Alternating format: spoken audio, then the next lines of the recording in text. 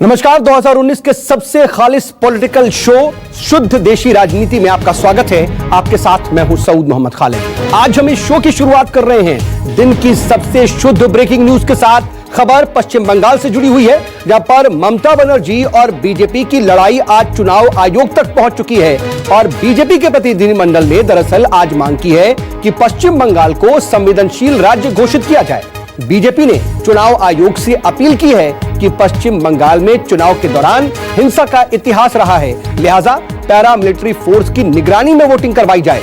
इसके साथ ही बीजेपी ने चुनाव आयोग को कुछ अफसरों की लिस्ट भी दी है। पार्टी का दावा है कि ये अफसर दरअसल टीएमसी कैडर के रूप में काम करते हैं। तो टीएमसी और बीजेपी की लड़ाई चुनाव आयोग तक पहुंची और बाकायदा बीजेपी डेलीगेशन ने पैरामिलिट्री के वहां पर डिप्लॉयमेंट की बात कही और कहा कि उनकी निगरानी में इलेक्शन करवाए जाए। यह है 2019 में मोदी जी नहीं आएंगे। हमारा दिक्कत क्या था? बंगाल हिंदुस्तान में एक ऐसा प्रदेश बचा है जहां अभी लोकल बॉडीज और ग्राम पंचायत के चुनाव में 100 हत्याएं हुई हैं। रूलिंग पार्टी के राष्ट्रीय अध्यक्ष अमित शाह का हेलीकॉप्टर लैंड नहीं करने दिया जाता और तो और मुख्यमंत्रियों का हेलीकॉप्टर भी लैंड नहीं करने दिया जाता है। क्या बोल रहा है? क्या बोल रहा है? बहुत सारे गवर्नमेंट ऑफिशियल है, बात नहीं कर सकता है। कोई कुछ बोले तो सीबीआई डाल देता है। ये क्या है? ममता बनर्जी और बीजेपी की आर पार की ये जंग और तेज हो गई है। आरोप प्रत्यारोपों के बीच बीजेपी और दीदी का ये झगड़ा चुनाव आयोग की दहलीज तक पहुंच गया है। आज केंद्रीय मंत्री रविशंकर प्रसाद अपने वरिष्ठ नेताओं के साथ चुनाव आयोग पहुंचे। मांग थी पश्चिम बंगाल को अति संवेदनशील राज्य करार देते हुए निष्पक्ष चुनाव कराने की।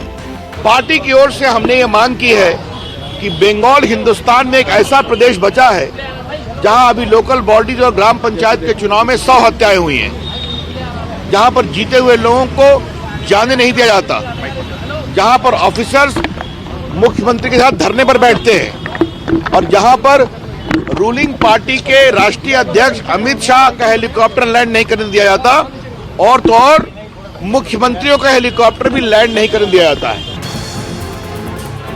बीजेपी की इस मांग के पीछे कारण था ये तस्वीरें।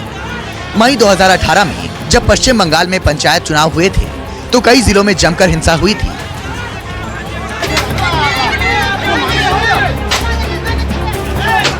लूटपाट की गई थी, गाड़ियां फूंकी गई थी, मतदान केंद्रों में मतदान पत्रों को फेंक दिया गया था और कई लोग मारे गए थे। बीजेपी का आरोप है कि हिंसा टीएमसी के इशारे पर की जाती है और पुलिस टीएमसी कार्यकर्ता के तौर पर काम करती है। सारे बूथ पर सेंट्रल फोर्सेस का डिप्लॉयमेंट किया जाए, क्योंकि वहां हर थाने में एक सिविक पुलिस भी नियुक्त है। वो पुलिस के लोग एक प्रकार से तृणमूल कांग्रेस के कार्यकर्ता के रूप में काम करते हैं। दरअसल पश्चिम बंगाल 2019 के चुनाव की बड़ी रणभूमि है। जहां राज्य में ममता बनर्जी की सरकार है तो लोकसभा की अधिकतर सीटों पर भी टीएमसी का ही कब्जा है। 2014 के चुनाव की बात करें तो जीत का समीकरण कुछ इस तरह है। पश्चिम बंगाल में कुल सीटें हैं 42, जिसमें टीएमसी के पास 34 सीटें हैं, कांग्रेस के पास 4 सीटें, माकपा के पास 2 सीटें और बीजेपी के पास महज 2 सीटें। ममता बनर्जी के गढ़ में बीजेपी लगातार सेंधमारी करने की कोशिश में है।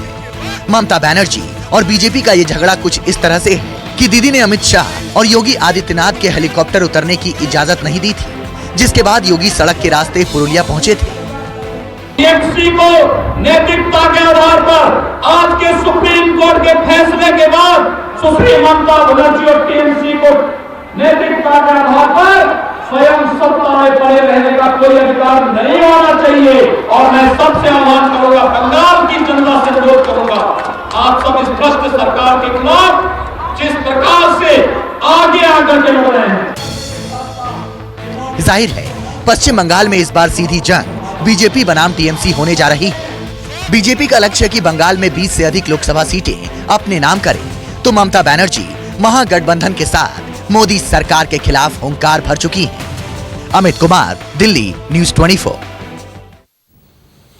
और इस खबर पर हमारे साथ हमारे सहयोगी कुंदन सिंह लाइव जुड़ चुके हैं। कुंदन, ये जो लड़ाई अब चुनाव आयोग तक पहुंची है, ये आगे भी खिंचती हुई दिखाई देगी और ये नजर आ रहा है कि जब तक वोटिंग मुकम्मल नहीं होगी तब तक तो इसी तरीके से दोनों पार्टियों में रार बनी रहेगी। आमने सामने दोनों पार्टियां लंबे समय से हैं, आने वाले वक्त में भी रहेंगी।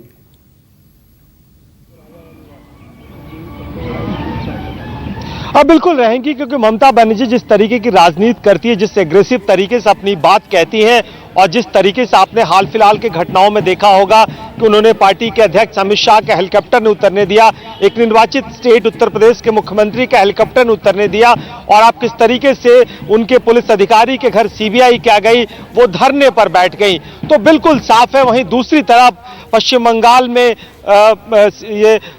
बंगाल में जिस तरीके से मुकुल रॉय को अपने पाले में लेके आए हैं और तमाम छोटे स्तर पे कई रूलिंग पार्टी के विधायक, सीपीएम के विधायक, कांग्रेस के विधायक, तमाम पार्टी के विधायक अपने पाले में बीजेपी मुकुल रॉय के सहारे कर रही है, उसको लगता है कि इस बार बड़ी जीत वहां से निकल सकती है और जो सीटें का डैमेज उत्तर प्रदेश और दूसरे स्टेट में होगा उसको पूरा किया जा सकता है, और इसीलिए बीजेपी किसी तरह से कोई कसर नहीं छोड़ना चाहती और इसीलिए पूरा फोकस उसका पश्चिम बंगाल पर है। और यह बात ममता बनर्जी भी समझती हैं और दीदी इसीलिए पूरी तरह से ताल ठोक करके नजर आती हैं। बहुत शुक्रिया कुंदन, तमाम जानकारी के लिए नजर बनाए रखिएगा।